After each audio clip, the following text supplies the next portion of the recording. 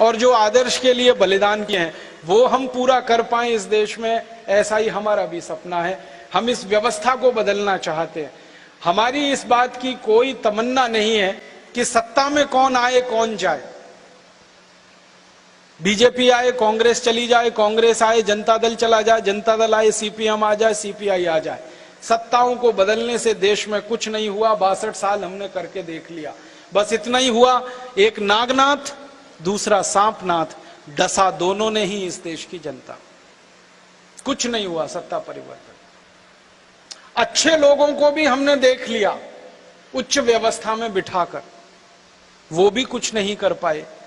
Doctor APJ Abdul Kalam जैसा पवित्र आदमी इस देश का राष्ट्रपति हुआ और 5 साल में देश की अर्थव्यवस्था का 1% भी नहीं बदल पाया। मतलब क्या है? किसी अच्छे आदमी को अगर बुरी व्यवस्था में बिठा दोगे तो वो भी कुछ नहीं कर सकता। एक बार डॉक्टर अब्दुल कलाम के साथ ये प्रश्न हुआ था।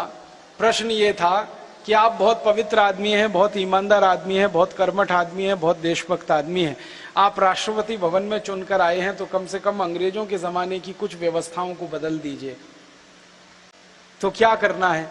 राष्ट्रपति भवन को छोटा कर दीजिए। 350 कमरे के घर में एक आदमी रहे, ये देश के 84 करोड़ लोगों का अपमान है जिनके पास रहने के लिए घर नहीं है। इससे बड़ा अपमान कुछ नहीं है। एक आदमी 350 कमरे के घर में रहे और 84 करोड़ लोगों के ऊपर छत भी ना हो रहने के लिए इस देश में। लेकिन डॉक्टर अब्दुल कलाम 5 साल में भी ये काम नहीं कर पाए। वो 350 कमरे का घर अभी भी है राष्ट्रपति भवन के रूप। उस घर में रहने वाला तो एक है, उसका झाड़ू पोंछा लगाने वाले 900 कर्मचारी हैं। एक आदमी रहता है, 900 लोग उसकी सेवा में हाजिर हैं। खाना खाने वाला एक है, खाना बनाने वाले 24 हैं। कपड़ा पहनने वाला एक है, कपड़े धोने वाले 18 लोग हैं। और मैंने एक दिन सोचा था कि 350 कमरे के घर में एक आदमी कैसे रह सकता है। एक दिन एक कमरे में सोए, दूसरे दिन दूसरे में, तीसरे दिन तीसरे में, चौथे दिन चौथे में, तो भी पहले कमरे का नंबर 1 साल के बाद आता है।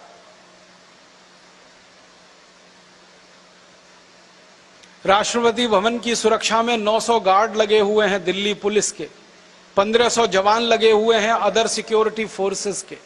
एक आदमी की सुरक्षा पर इतना खर्चा।